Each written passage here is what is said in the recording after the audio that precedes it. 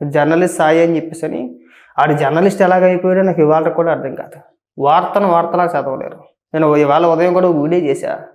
ప్రభుత్వం 74 లక్షల రూపాయలు ఎన్డీటీవీకి కేటాయిస్తే, అంటే ఎన్డీటీవీకి ఇస్తూ నిధులు జీవో జారీ చేస్తే దాన్ని 75 కోట్లు అని చెప్పి చదివేసాడు.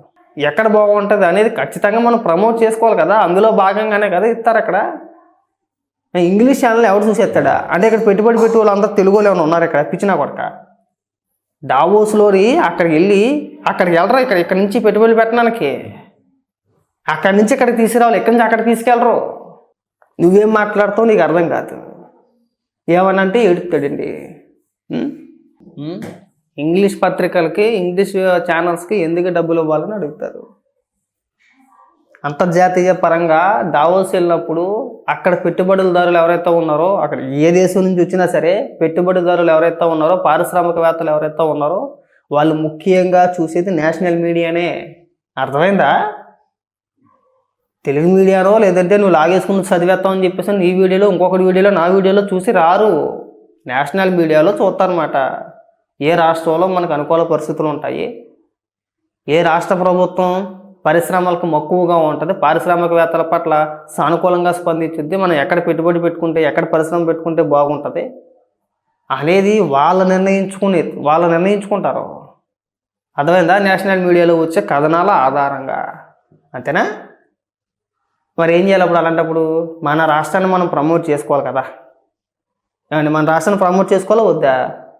మనం పెట్టుబడుల కోసం, పరిశ్రమల కోసం ఇతర దేశం వెళ్ళినప్పుడు మనం రాష్ట్రం ప్రమోట్ చేసుకోవాలి కదా. మన రాష్ట్రాన్ని మనం అదేం అవసరం లేదంట. నువ్వు లాగేసుకొచ్చేస్తే ఇక్కడ నీకు ఇచ్చేస్తారు. ఇక్కడ లక్షలతో నీకు ఇచ్చేసి నువ్వు చెప్పేసి అంటే నువ్వు వీడియోలు చేస్తే 4 పకోడీ వీడియోలు అక్కడెక్కడో వేరే దేశంలో ఉన్న ఇన్వెస్టర్ నీ వీడియో చూసేసి ఆ వీడియోని ట్రాన్స్లేట్ చేయించుకొని వాళ్ళ భాషలోకి అనువదించుకొని ఓహో సాయి అలా చెప్పాడా అనుకుంటారా? ఇంత ఎదవలో మీరు ఎలా జర్నలిస్ట్గా చలామణి అవుతున్నారో మాకు ఇవాళ కూడా అర్థం కావట్లేదండి. ఇప్పుడు సింపుల్ లాజిక్ చెప్తే చూడు. ఒకవేళ చాలామందికి తెలిసే ఉంటుంది, స్టాక్ మార్కెట్ ఉదయాన్నే 9:15 ఓపెన్ అవుతుంది. మనం ఉదయం నుంచి స్టార్ట్ చేస్తాం. ఎక్కడ ఎత్తుకుతాం మనం? నేషనల్ మీడియాలోనే కదా. ఏ స్టాకుకి సంబంధించి ఏ వార్త వస్తుంది ఏంటి అనేది ఎక్కడ ఎత్తుకుతాం మనం? నేషనల్ మీడియాలోనే ఎదుగుతాం. ఎన్డీటీవీ అనో, లేదంటే ఎకనామిక్స్ న్యూస్ అనో, లేదంటే ఇంకొక ఛానల్ మార్కెట్కి సంబంధించిన న్యూస్ ఏదైతే ఉందో మనం చూసేది కూడా నేషనల్ మీడియానే. సాక్షి చూస్తావా? లేదంటే తెలుగు వార్తాపత్రికలు చదివేస్తావు నువ్వు? ఎవరైనా చదువుతాడా? ఏమన్నా నేషనల్ మీడియా చూస్తారా, తెలుగు ఛానల్ చూస్తారా? కదా. ఎందుకు? మనకు తెలియడానికి. మనం ఏ షేర్లు కొంటే బాగుంటుంది, ఎందులో పెట్టుబడి పెట్టుకుంటే బాగుంటుంది, ఈ షేర్ పెరుగుతుందా తగ్గుదా అని చెప్పేసి మనం చూసుకోవడానికి అనుకూలంగా ఉంటుంది. పెట్టుబడులు పెట్టేవాళ్ళు కూడా అంతే కదా.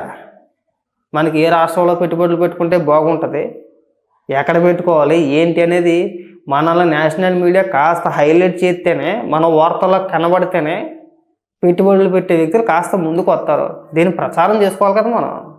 మన రాష్ట్రాన్ని మనం ప్రమోట్ చేసుకోకపోతే ఎలాగా? అది కూడా తెలియదు. ఇక్కడికి వచ్చి మాట్లాడమే, నోటికి వచ్చింది మాట్లాడమే. మీ గురించి మాట్లాడుకొని టైం బాక్స్ అయ్యి. దయచేసి ఇంకెప్పుడు కూడా ఇలాంటి ఎదవ సొల్లు ఉపన్యాసాలు చెప్పొద్దు, గుర్తుపెట్టుకో బాగా. వీడి సన్నాసి ఎదవ వీడి. ఎందుకంటానంటే ప్రభుత్వం జీవో ఇచ్చింది 74,34,000 రూపాయలు ఎన్డీటీవీకి ఇచ్చింది. 74,34,000. ఈ సవటేకంగా 75 కోట్లు అని చెప్పి చదివేశాడు. మరి 75 కోట్లకి 74 లక్షలకి ఏమన్నా సంబంధం ఉందా? ఏమన్నా అంటే ఏడుతావు కదా. మా ఓటులు ఏమన్నా మాట్లాడితే ఏడుతావు కదా.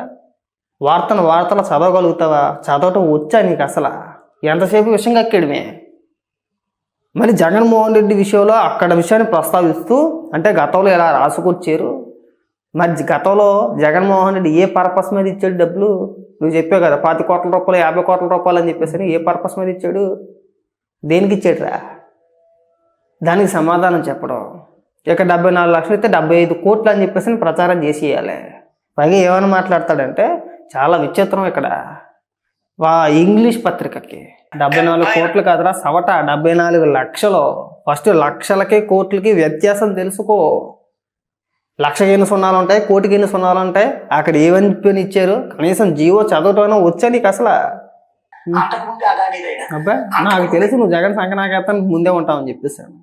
జగన్ హయాంలో వచ్చినాయా? ఏ రోజైనా చెప్పారయ్యా నీకు?